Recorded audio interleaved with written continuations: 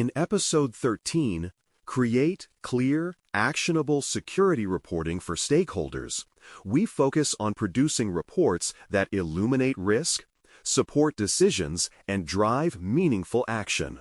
Too often, security reporting becomes a mix of dense jargon, unexplained charts, and lists of findings that leave audiences unsure what matters most.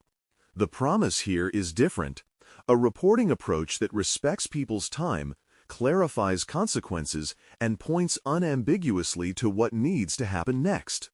When reporting becomes a decision tool rather than a compliance artifact, it strengthens trust across the organization and positions security as a partner rather than a peripheral narrator.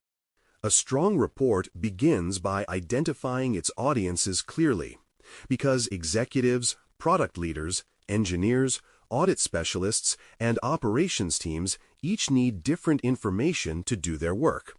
Executives want clarity about risk posture, business impact, and strategic trade-offs. Product leaders care about which issues affect roadmap commitments, customer obligations, or reliability goals. Engineers need technical detail that helps them act efficiently on remediation tasks. Audit and compliance teams look for evidence, traceability, and alignment with obligations, while operations teams focus on items that influence stability, performance, or incident risk. When you know who is reading the report, you shape content and emphasis accordingly, rather than producing a one-size-fits-none summary.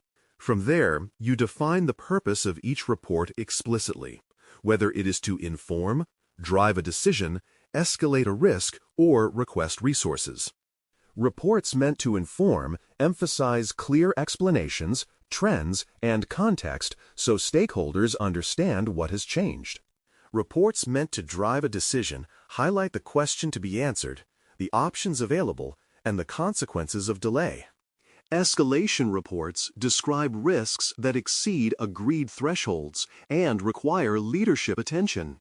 Resource requests describe what investments are needed, why, and what value they will unlock.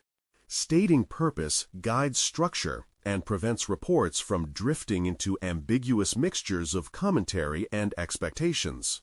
Clarity depends heavily on normalized terminology, which means translating security jargon into business outcomes and credible scenarios.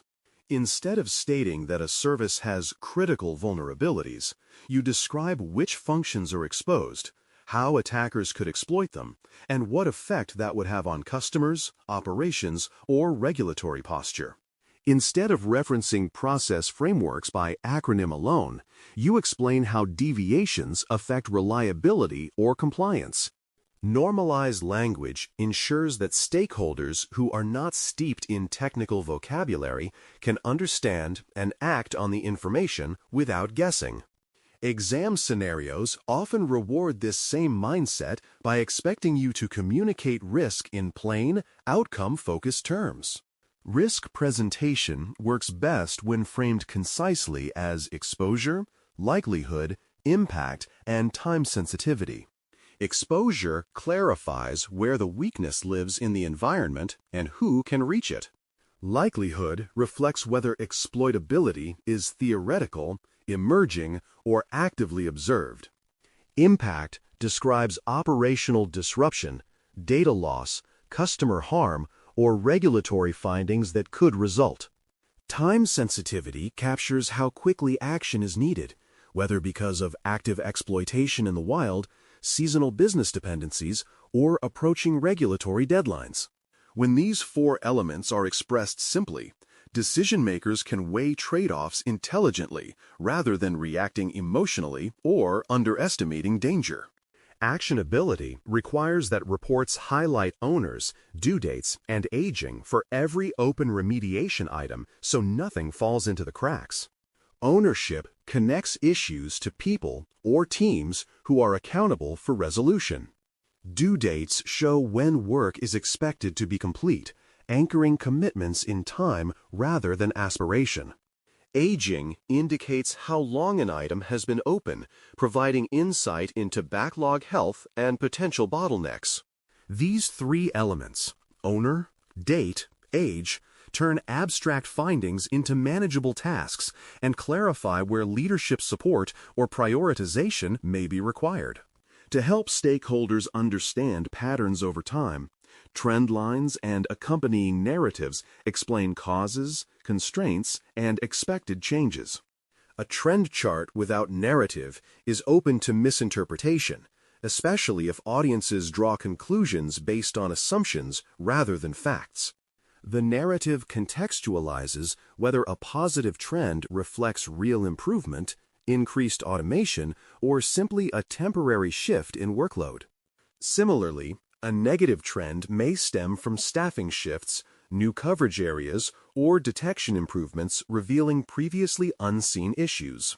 Clear narratives reduce confusion, prevent misaligned reactions, and show that you are interpreting the environment honestly. Separating fact, analysis, and recommendation within reports reduces confusion and prevents conflation. Facts describe what is objectively true: vulnerability counts, incident durations, control failures, or audit findings. Analysis explains what those facts mean given architecture, business operations, or regulatory context. Recommendations describe what action should be taken, by whom, and within what time frame. When these layers are distinct, readers can challenge assumptions or priorities without disputing the underlying evidence, which leads to more rational and productive conversations. Thresholds are another essential design element because they determine when decisions, approvals, or escalations must occur. A threshold might specify that any vulnerability on an internet-facing system rated above a certain severity must be patched within a defined window. Another might state that repeated control failures require an architectural review or leadership intervention. Thresholds prevent ambiguity, especially when multiple teams share responsibilities, and they help protect security staff from being perceived as arbitrary or inconsistent. Strong thresholds convert opinion-driven debates into predictable decision pathways. Reports must also address exceptions, compensating controls, and residual risks with candid transparency. Exceptions describe where agreed standards cannot currently be met and why. Compensating controls explain what safeguards are in place temporarily to reduce exposure. Residual risk acknowledges what remains even after controls and mitigations are applied. Being transparent about these elements builds credibility and prevents a false sense of safety. It also gives leadership a clear picture of where investments, redesigns, or policy updates may be required. Openness about residual risk is valued both in assessments and in real-world governance. Traceability anchors reports to objectives, controls, findings, and evidence repositories so that stakeholders can verify conclusions. A report referencing a deviation should point to the control it violates, the objective it affects, and the specific evidence supporting the claim. When traceability is built in, auditors can follow the trail without lengthy investigations. Engineers can find context for remediation, and leaders can connect risk statements to strategic goals. Traceability transforms reports from isolated snapshots into parts of a continuous assurance system. To maintain effectiveness, you set a delivery cadence, choose appropriate channels, and establish feedback loops that refine future reporting. Cadence should match decision cycles. Executive updates might be monthly, incident summaries weekly, and compliance dashboards quarterly. Channels might include dashboards, written briefs, or short briefings depending on stakeholder preference. Feedback loops invite audiences to share what is unclear, redundant, or missing, ensuring the reporting evolves with changing needs. Over time, this rhythm of delivery and refinement builds trust that reports will be timely, relevant, and responsive. A short mini-review brings the themes together. You defined audiences, clarified purpose, normalized terminology, and framed risk in understandable terms. You tied remediation to owners and due dates, separated facts from analysis and recommendations, and introduced thresholds that guide consistent action. You addressed exceptions and residual risk openly, ensured traceability, and established a cadence and feedback loop for continuous improvement. Together, these elements form a reporting approach that leadership and teams can rely on to make informed decisions. The conclusion for episode 13 focuses on momentum. Draft a one-page reporting template that applies these principles in a simple, repeatable layout. That template should define the audience, purpose, key risks, actions, ownership, thresholds, and narrative guidance.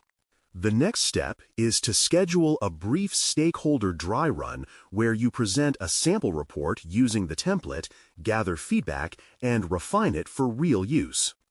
With each iteration, your reporting becomes clearer, more actionable, and more aligned with both exam expectations and organizational decision-making needs.